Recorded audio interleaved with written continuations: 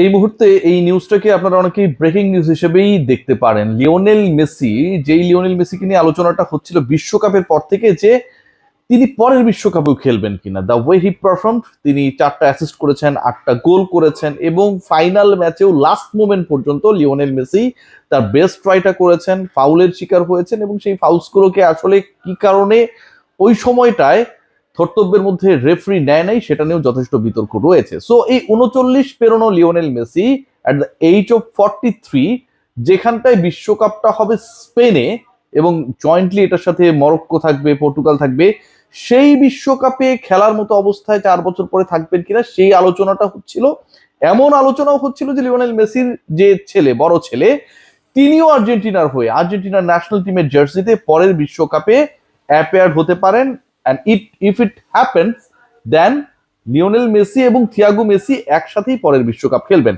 গত 2-3 দিন পর্যন্ত এই ডিসকাশনটা চলছিল। আজকে হুট করে যে খবরটা এসেছে সেটা অনেকটাই আমার কাছে মনে হয় যে একটা ধাক্কা। বিশ্বকাপ শেষ হয়েছে, আপনারা সবাই জানেন যে 22 তারিখে, এবং আজকে জানানো হচ্ছে 20 তারিখে, দুঃখিত, লিওনেল মেসি তিনি তার অবসরের পরিকল্পনা, ফুটবল থেকে অবসরের পরিকল্পনা করে ফেলেছেন।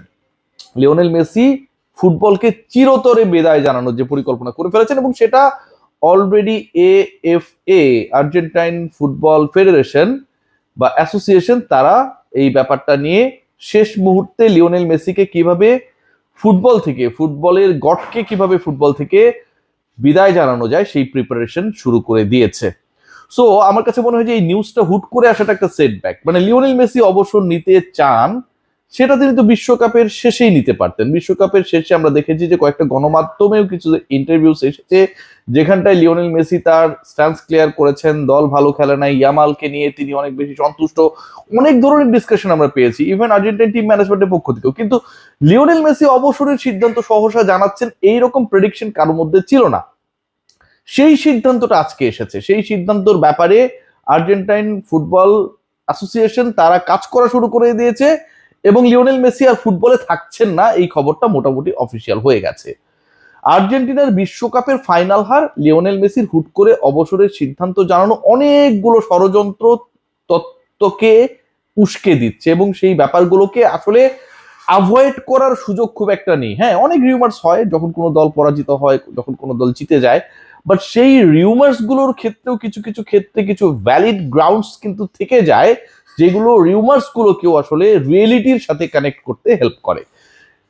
যেই পয়েন্টগুলো নিয়ে আলোচনা হয়েছে সেটার মধ্যে অন্যতম গুরুত্বপূর্ণ পয়েন্ট সেটা হচ্ছে যে ওই যেই ম্যাচটায় লাস্ট 10 মিনিটসে আর্জেন্টিনা অলমোস্ট 2-3টা গোল দিয়ে দিয়েছিল এবং পাউ কুবার্সি যেই গোলটা অসম্ভব দক্ষতার সাথে যেভাবে আটকেছিলেন, জাস্ট গোল লাইন থেকে 1-1.5 ফিট আগে, অলমোস্ট গোল হয়েই যাচ্ছিল, বলা হচ্ছে ওই বলটা গোল লাইন অতিক্রম করেছিল এবং স্পেনের জয় নিশ্চিত করার জন্য সেটাকে রিচেক করা হয় নাই। গোল লাইন যদি বল অতিক্রম করে সেটার একটা শ্যাডো ক্রিয়েট হয় এবং অনেকেই দাবি করছেন, যারা এই ষড়যন্ত্র তত্ত্বগুলোকে নিয়ে আসলে ডিসকাশন করছেন, যে ওইরকম একটা শ্যাডো নাকি ক্রিয়েট হয়েছিল, that the ball it cross the goal bar. So এরকমটা যদি হয়ে থাকে এবং সেটা যদি রিচেক করা না হয়, this is a very valid point. এমনও আলোচনা রয়েছে যে আর্জেন্টিনা ফুটবলার যারা, তাদের যে পরিবারের সদস্যরা, মানে এরকম একটা হাই ভোল্টেজ ম্যাচ, একটা বিগ ম্যাচ, ডেফিনেটলি এর আগের ফাইনালে আমরা কি দেখেছিলাম? এর আগের ফাইনালে আমরা দেখেছিলাম এবারে না থাকা আনহেল ডি মারিয়ার ফ্যামিলি ছিল, লিওনেল মেসির ফ্যামিলি ছিল এবং তারা বিশ্বকাপ জয়ের পরে পুরো পরিবার নিয়ে সেই উৎসবটা করেছিল কাতারে, রাইট?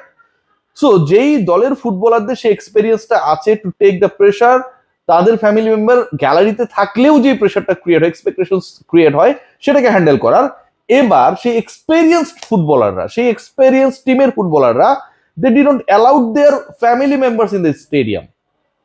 ভোজিনহার ফ্যামিলিকে লিওনেল মেসি হিউজ টাকা খরচ করে, ডলার খরচ করে টিকিটের ব্যবস্থা করে দিয়েছে।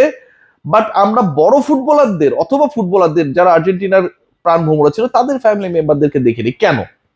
বলা হচ্ছে যে দেয়ার ওয়ার সাম থ্রেটস, যে ফ্যামিলি মেম্বাররা যেন মাঠে না যায় অথবা আর্জেন্টিনা যেতে গেলে তাদের পরিবারের উপরে, এগুলো সবগুলোই কিন্তু রিউমার্স, এখন পর্যন্ত কোনোটাই প্রমাণিত না, বড় ধরনের নাশকতা হতে পারে, এই যে ব্যাপারগুলো। এবং যখন ওই ড্রেসিং রুম থেকে গ্রিন রুম থেকে বের হয়ে টানেল পেরিয়ে যখন মাঠে আসছিল আর্জেন্টিনা দল, ওই সময়টায় লিওনেল মেসি যেভাবে দলের সদস্যদের সাথে কথা বলছিলেন, শান্ত হতে বলছিলেন, তার মানে আপনি যখন বলবেন যে মানে শান্ত হও, হ্যাঁ ঠান্ডা হও, হোয়াট ডাজ ইট মিন?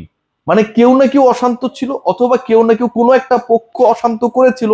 আমি শান্ত হতে বলবো কখন? আমি কাউকে কখন কুল ডাউন করব?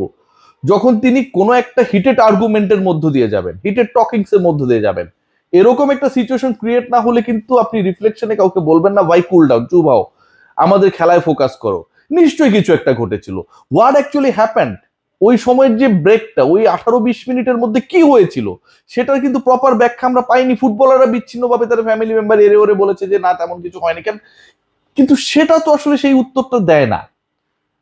জিয়ানি ইনফান্তিনো আপনারা সবাই জানেন যে পরের ওয়ার্ল্ড কাপ পর্যন্ত ফিফার প্রেসিডেন্ট থাকবেন এবং পরের 4 বছরের জন্য তাকে দায়িত্ব দেওয়া হচ্ছে, এবং এটার কোনো প্রতিদ্বন্দ্বী নেই, সবাই হচ্ছে তাকেই চায়। এখানটা ইউরোপের একটা বড় সমর্থন, very important, cause he is also from the Europe.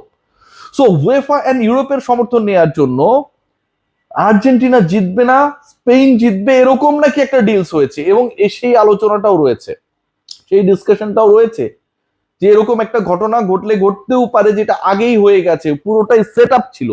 We don't know actually what happen. Lionel মেসির অবসর, হুট করে অবসরের সিদ্ধান্ত, এফ এর তড়িঘড়ি করা, এবং যিনি আর্জেন্টিনা ফুটবল ফেডারেশনের প্রেসিডেন্ট, ডিউরিং দ্য ম্যাচ, যখন ম্যাচ চলছিল ফাইনাল, ওই সময়টাই নাকি তাকে গ্রেফতার করারও একটা পরিকল্পনা ছিল, এবং সেই ব্যাপারটা আর্জেন্টিনার ড্রেসিং রুম পর্যন্ত পৌঁছেছে।